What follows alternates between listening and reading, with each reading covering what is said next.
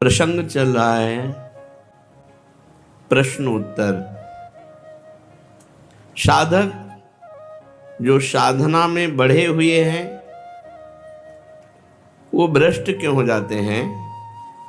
उनको भ्रष्ट देखकर हमारा उत्साह गिर जाता है कि हम कैसे साधना में चलें, जब ये 10 वर्ष से साधना में लगे हैं और ये भ्रष्ट हो गए, गिर गए, पतित हो गए।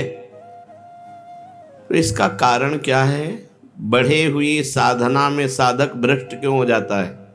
उत्तर, जो साधना का अभिमान करता है उसको गिरना पड़ता है। कीन होइस कबहू अभिमाना, शोक होवंच कृपा निधाना। पहली बात, साधना में जो अभिमान है वो निश्चित आपको भ्रष्ट कर देगा, गिरा देगा। साधना को अभिमान से बचाने के लिए गुरु आज्ञा का पालन, शास्त्र आज्ञा का पालन और भगवत कृपा से साधना हो रही, ऐसा समझना चाहिए।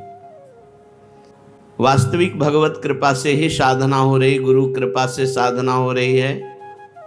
साधना कृपा से होती, प्रारब्ध से नहीं होती है। अपने बल से साधना नहीं होती है, भगवत कृपा से होती है।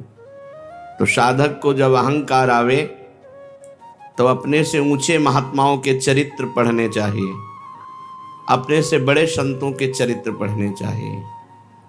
अभी पूज्य जैन मुनियों का दर्शन हुआ, उनकी साधना सुन करके ऐसा लगता है कि अपने लोग तो केवल जी रहे हैं। एक बार उबला प्रसाद पाते हैं, स्वाद रहित, और भारत में ऐसी गर्मी में वो पैदल चलते हैं। जहाँ एसी से निकलना मुश्किल है लोगों का, वहाँ वो नंगे पैर चलते हैं। कितना कष्टमय जीवन, फिर भी सरल चित्त, कहीं अभिमान नहीं देखा। सब के सब सरल चित्त, सब के सब अकिंचन, सब के सब भगवत मार्ग के पथिक। तो जब साधना का अहंकार अपने को लगे तो अपने से बड़ों को देख लेना चाहिए, संतों का संग करना चाहिए। बड़े संतों का ना मिले तो उनके चरित्र पढ़ने चाहिए कि हम कहाँ हैं, अपने को पता चल जाएगा। मान लो आप ध्यान लगाते हो तो कील देव जी ध्यान में बैठे थे, यवनों ने उनके माथे पे कीला ठोक दिया कि नाटक कर रहा है ध्यान का, फिर भी ध्यान भंग नहीं हुआ।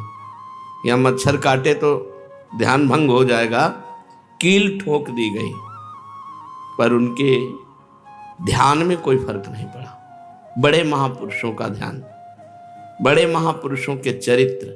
मान लो त्यागी, तो चीदर चिदरानी जी से बढ़कर कौन त्यागी हो सकता है, जिनके पहनने के लिए वस्त्र और खाने के लिए भोजन नहीं, संत सेवा में घर के खिड़की दरवाजे तक बेच दिए, फिर भी भगवदानंद में मस्त हैं।